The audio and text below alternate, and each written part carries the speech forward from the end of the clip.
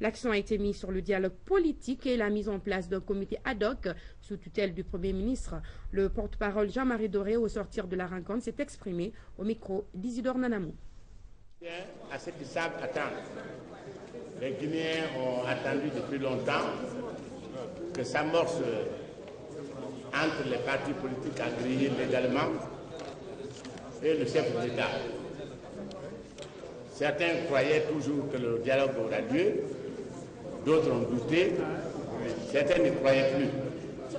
Il n'a donc plu au président de la République, Alpha Condé, de nous associer à cette réunion au cours de laquelle il a dit que sur tous les problèmes qui posent à la nation guinéenne, aussi bien sur le plan institutionnel que sur le plan économique,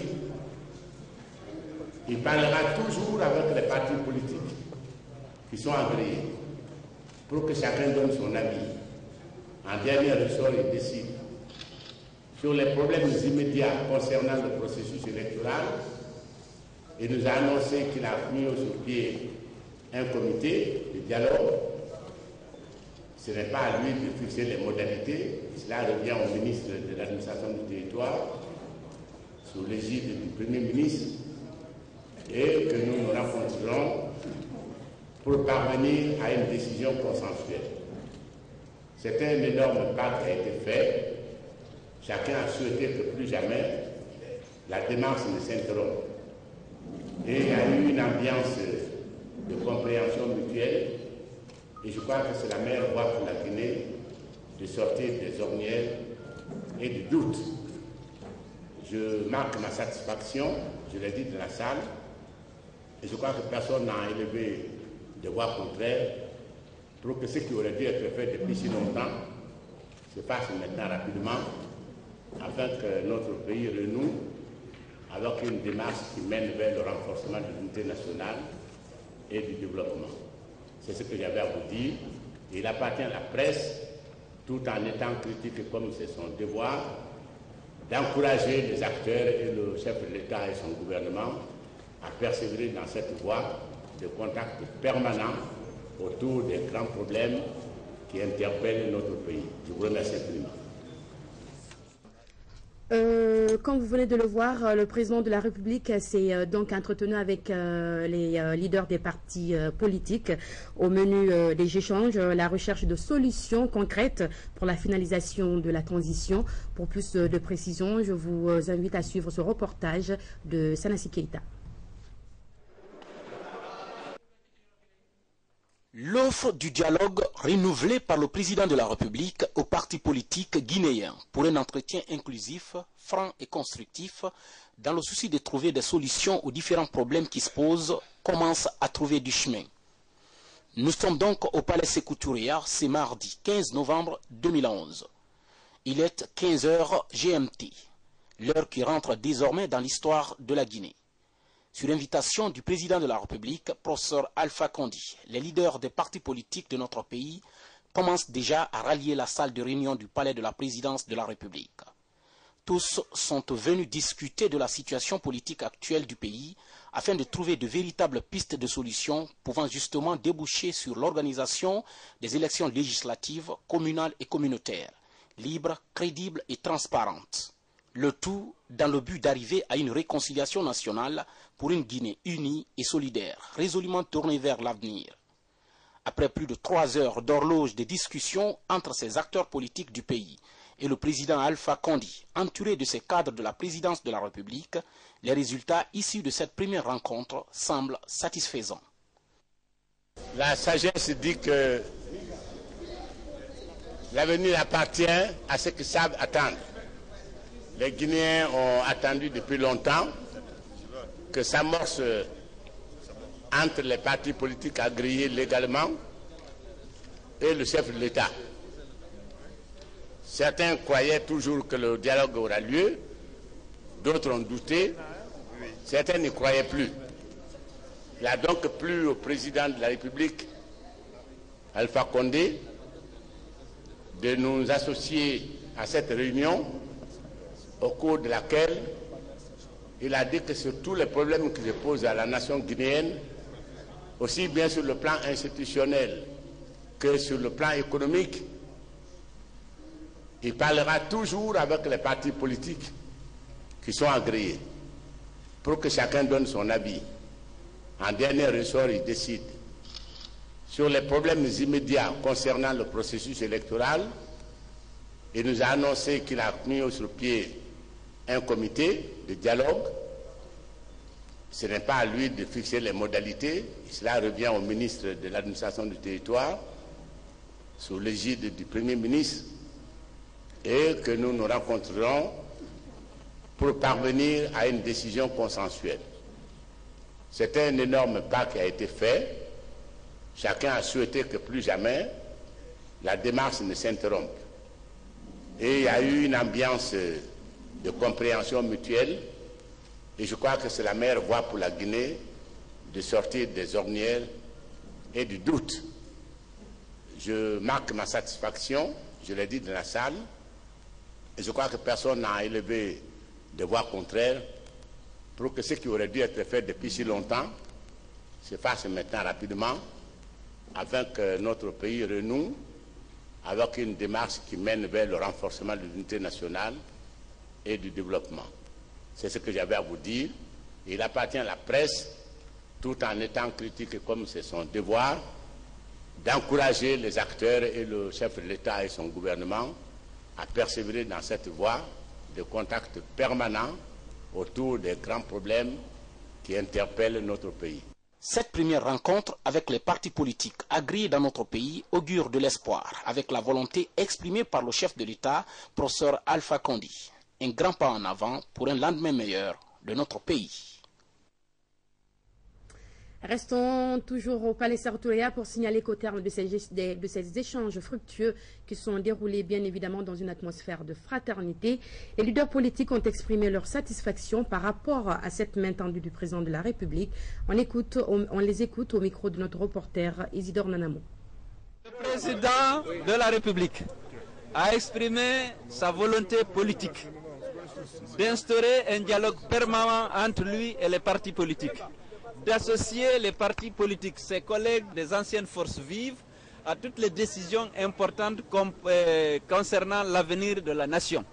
Et qu'il a dit, il était à la disposition des partis politiques pour intervenir afin que le dialogue entre la CENI, le gouvernement et les partis politiques puissent avancer rapidement afin que toutes les décisions concernant les élections législatives soient prises par consensus. Ce qu'on doit retenir de cette rencontre, c'est sa volonté de co-gérer sur les questions essentielles qui se posent à cette nation, de co-gérer avec la classe politique pour que le tissu social reste soudé et que les populations qui se reconnaissent en différents leaders que nous sommes ne soient pas perdues par les querelles partisanes. Le chef de l'État a promis à rassurer, je reste ouvert à tout le monde, à tous les leaders de ce pays, de me contacter à tout moment, de me poser les problèmes nationaux pour qu'on les discute ensemble. S'il y a un bilan de cette rencontre et s'il y a un espoir, c'est cette ouverture d'esprit du chef de l'État par rapport à la classe politique en général. Et à partir d'aujourd'hui, il nous a dit que l'un de nous et que aujourd'hui, on devait aussi le soutenir et soutenir non seulement notre pays, surtout. Parce qu'il ne faut pas que lui seul ne peut pas gérer tout ça, mais aussi il a besoin de notre participation. En fait, voilà, c'est tout ce qu'il nous a dit et je crois que le message est bien passé. Nous avons trouvé une très grande disponibilité exprimée de sa part. Et nous considérons que si cela était mis en pratique, ce serait un pas en avant. Nous avons évoqué les questions essentielles relatives à ces élections, mais il nous a beaucoup parlé de sa volonté de discuter avec chacun d'entre nous pour aller de l'avant dorénavant. Et considérons que c'est un grand pas en avant. Le président de la République est le père de la nation. Il a le devoir de rassembler, il a le devoir d'expliquer la situation du pays. Il a reconnu que le président nous a expliqué que le fait du manque de dialogue ou du manque d'information peut appeler à des interprétations tendancieuses de tel ou tel événement. Donc il a rappelé d'abord le rôle que chacun d'entre eux, les leaders, ont joué au niveau des forces vives pour amener ce pays à la démocratie, et que c'est cet esprit qui doit demeurer pour continuer à construire la Guinée. Autre volet de ce journal, c'est la deuxième réunion du comité de pilotage du plan prioritaire de consolidation de la paix qui s'est tenue hier à la primature. Une rencontre qui, après des discussions et des amendements, a permis de valider les différents documents présentés par les experts commis à la tâche. C'est le Premier ministre qui a présidé la réunion. Adi Camara, compte rendu. Cette réunion du comité de pilotage du plan prioritaire de consolidation de la paix en Guinée a permis de débattre des sujets relatifs au projet à impact rapide répartis en 3 axes stratégiques. Il s'agit de la réforme du secteur de la sécurité, de la réconciliation nationale, de l'emploi des jeunes et des femmes. La seule chose pour laquelle je plaide encore une fois, c'est qu'effectivement la coordination et les différents niveaux de coordination soient un peu clarifiés. Que les attentes des partenaires soient précisées pour qu'effectivement on arrive tous à cette réunion du comité de pilotage avec un niveau de compréhension plus complet du travail préparatoire qui a été fait et de ce qu'on attend de nous. Cette session devant aboutir à la validation des différents documents préparés par les experts et soutenus par les partenaires techniques et financiers de la Guinée a engagé des discussions permettant d'apporter des amendements au travail soumis. Pour ces opérations de retraite, il faut quelques mesures d'accompagnement. C'est ce qu'on a même demandé à nos partenaires techniques et financiers, à la communauté internationale. Mais il y a aussi la gestion proprement dite des pensions des militaires. Est-ce que les pensions de ces 4300 ou l'effectif qui va être retenu, la gestion de ces pensions va différer des pensions actuelles? Je n'en suis pas très sûr. Donc je pense qu'il faudrait qu'on se mette d'accord sur les différents vocabulaires et puis comment faire en sorte que tout ceci se tienne. Les mesures d'accompagnement pour ce qui concerne les 4000 et quelques militaires qui vont aller à la retraite, ces mesures d'accompagnement ont été accordées à titre exceptionnel. À titre exceptionnel. Et je pense que pour le futur, il s'agira tout simplement d'appliquer les textes. C'est suite à ces discussions et amendements que les membres du comité de pilotage ont procédé à la validation des différents documents, signe pour le gouvernement de croire à l'exécution du plan prioritaire de consolidation de la paix en Guinée. Je profite pour remercier les uns et les autres vraiment sur ce document. Je crois qu'à ce stade-là, nonobstant ces remarques, on peut considérer que le document tient la route, à moins, n'est-ce pas, peut-être qu'il y ait des oppositions. On peut donner caution à la commission et lui dire de présenter cette mouture finale. Ce n'est pas le reste de la procédure cette fois.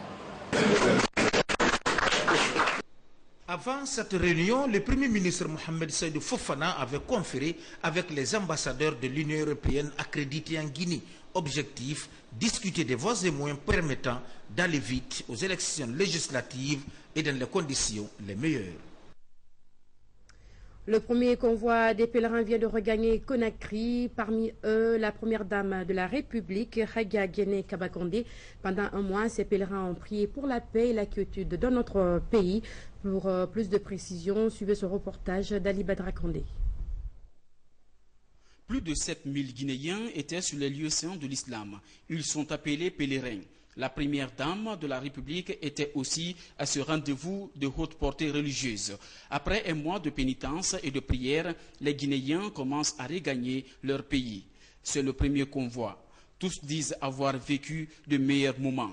La première dame de la République a prié pour la paix et l'unité nationale. J'étais allée accomplir mes obligations de musulmane et je dirais que ça s'est très bien passé.